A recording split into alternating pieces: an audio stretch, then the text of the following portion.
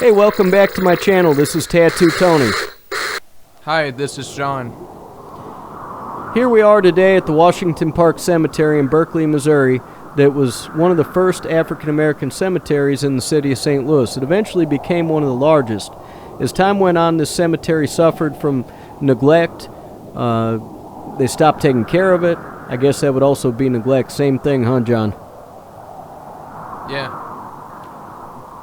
And also, a lot of the cemetery was taken with eminent domain to help build the airport. In 1972, the airport acquired 9 acres for its expansion. And again in 1996, the St. Louis acquired part of this cemetery for purposes of aviation, obstruction removals, and land use compatibility. The area known as Washington Park Cemetery North was situated on the most northern boundary of Lambert Airport. In 1992 came the third transgression into the cemetery as the Metrolink light rail extension to the airport was built. In all, somewhere between 11,974 and 13,600 souls were disinterred and relocated to 23 area cemeteries, but records and numbers are unclear. This upheaval and mismanagement of the burial records caused some families to lose track of the graves of their ancestors. Wow. The cemetery also suffered at the hands of past owners, and its original landscape beauty fell into disrepair over the years. In 1990, the third owner of the cemetery was investigated for mismanagement and malfeasance, including allegations of overturned graves, missing bodies, and stolen caskets. What do you think about that, John? Sounds very interesting.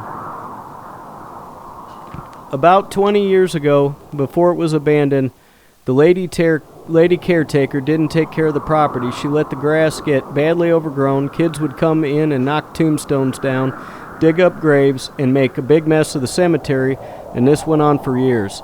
The spirits of the cemetery started haunting the caretaker because of her negligence. Do you think spirits really haunted the owner because of her negligence? I guess so, since they stole the grave. So, I had some more information, a little more specific about this cemetery. Between about 1987 and 2000, I knew somebody that lived near St. Louis. It seemed that in about 1990, there was a body that was buried in the cemetery. In late July, the widow went to see if the headstone was in place, but the headstone wasn't there. The body was not buried. The widow made formal complaints to the county and to the Missouri Attorney General office. This was combined with about 75 other complaints. The complaints were about unkempt graves, bodies being dumped and the caskets being sold for scrap, shoddy management, missing headstones, and bodies in the wrong graves. What do you think about all that, John? Bodies in the wrong graves and selling caskets? I guess the widow just wants the grave and selling the baskets for a profit for something. The owner of the cemetery, her name was Miss Virginia Younger. She became overwhelmed with the complaints. On August 22, 1990, she was hit with the first on many civil suits. Many of these were for severe emotional distress. The grand jury looked into her cemetery. On January 6 of 1991, the Missouri Attorney General announced that it would take state legal action. This must have been the final straw because on about January 29, 1991, Miss Younger committed suicide in her home in Normandy, Missouri, which is also a suburb of St. Louis. Not at the cemetery, but she had shot herself through the heart on a bed. The lawsuits and Attorney General investigation had worn her down. Also, she had not paid any of her workers, and they had filed union complaints against her. The newspapers also stated that all of her utilities at her home had been cut off, so she was broke. She requested that her remains be cremated because she did not want people looking down on her. Her death did not end the suits. They went against the estate. What do you think about all that? It's absolutely insane. So sometime this year, the city of Berkeley finally bought this cemetery for $30. This cemetery had been sold in time and time again for $2, $3. People tried to buy it. There was volunteer groups and churches that gave money to try to clean up the cemetery.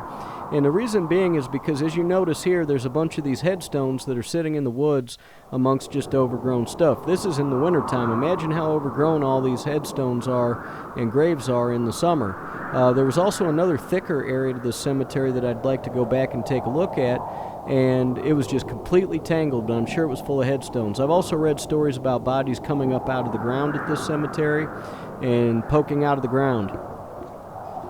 Wow, that is quite a shame, though. You can't really see nothing there except for the wintertime.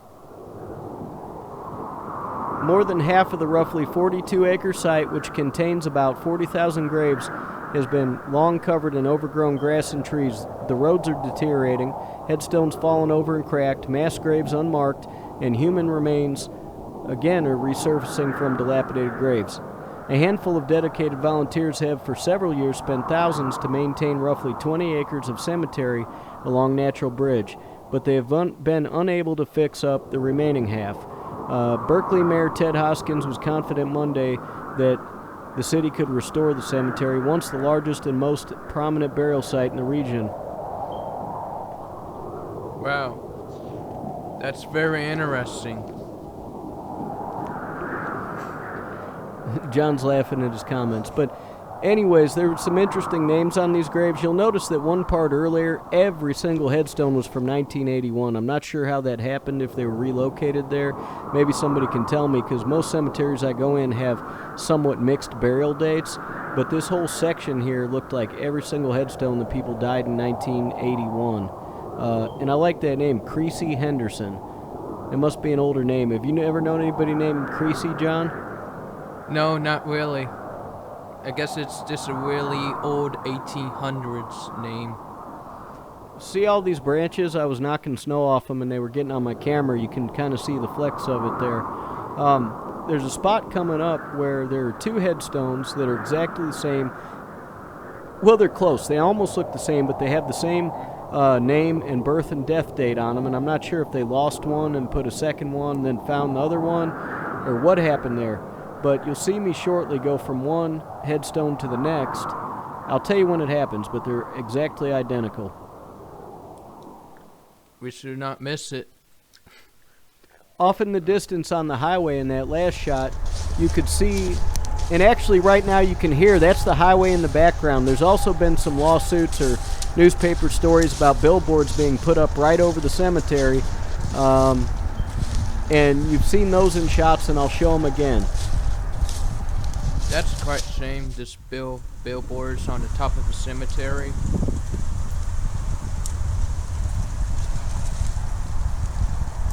So I may go back and look at this cemetery another time and see if I can find any bodies coming out of the ground or some really crazy overgrown spots. Another thing, guys, if you've watched much of this video, is that the girl that I talked about, that me and John talked about in the last video, whose body was dug up here and moved to the Calvary Cemetery. It was the young girl that was found in an abandoned building decapitated.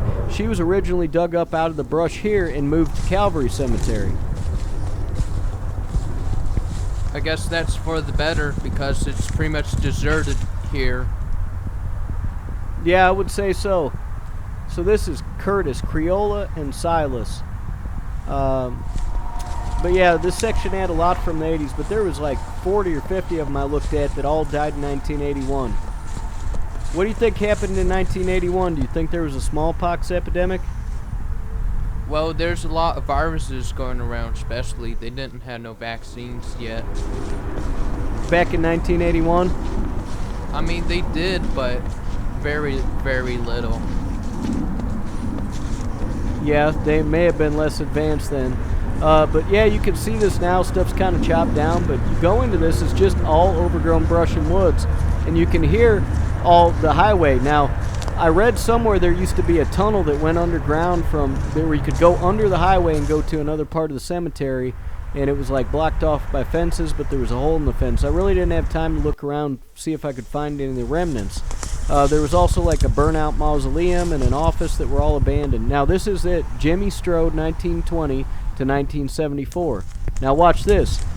Here's another one. Jimmy Strode, 1970 to 1924. Same date, different headstone. He might be a time traveler. Yeah, look though. See, here I go from one to the other. What do you think explains that? It can't be two Jimmy Strodes. You really think he was a time traveler? I mean, the same person got the same last name. But same birth and death date? 15 foot from each other? I guess so. It might be his lost brother or a time traveler. Yeah, one or the other, I'm sure, must be it. There's Willie J. Hurst. Uh-oh. So there's... Yeah, I just blanked out. So there's some of the deteriorating road. You can see it snowed. This was, 2-3 weeks ago? Maybe 3 weeks ago it had already snowed. That's kind of early for here. And then these are all headstones that are just along this fence in front of a drainage ditch alongside Highway 70 that are lined up. I don't think these are probably their original spot. People have probably just picked these up and found them and lined them up here. What do you think about that, John? I think they just trying to recover them and just put in a safe place for a meanwhile to think of a better place to put them at. That's most likely the case. This doesn't look like... I'd have to go to the other parts of the cemetery and take a look. Hey, another interesting fact is Miles Davis's father, the jazz musician Miles Davis's father, is buried in this cemetery, and his father was evidently an oral surgeon. Wow, that's pretty cool. So here's a look down, and there you can see that big STL billboard sign. There's a couple of big billboards right on this cemetery. I guess they just try to advertise the cemetery for them. Well, they're not for the cemetery. They're billboards for other advertisements, but they're just right over the cemetery. A lot of people didn't like that. I say so. See, and also the airport, there's one of the planes flying over, and the airport had taken some of the cemetery with eminent domain for parts of expansion. Wow. That's pretty cool. You think that's cool that the airport took part of this? And I thought you said the airport is going to expand it. Oh no, the airport took some of the ground and dug up bodies and moved them so they could expand the airport. That is kind of really messed up, though. Yeah, and here's a shot actually from my car window, just holding the GoPro out the window. Just kind of running along this ditch. And all up through here, there's headstones, just all through the woods, back in, on the side of the road, broken. Did they just throw it over here? They just didn't even line them, though. They just kind of hit them. Well, I think that it actually used to be nice and well taken care of. See you guys next time. You too.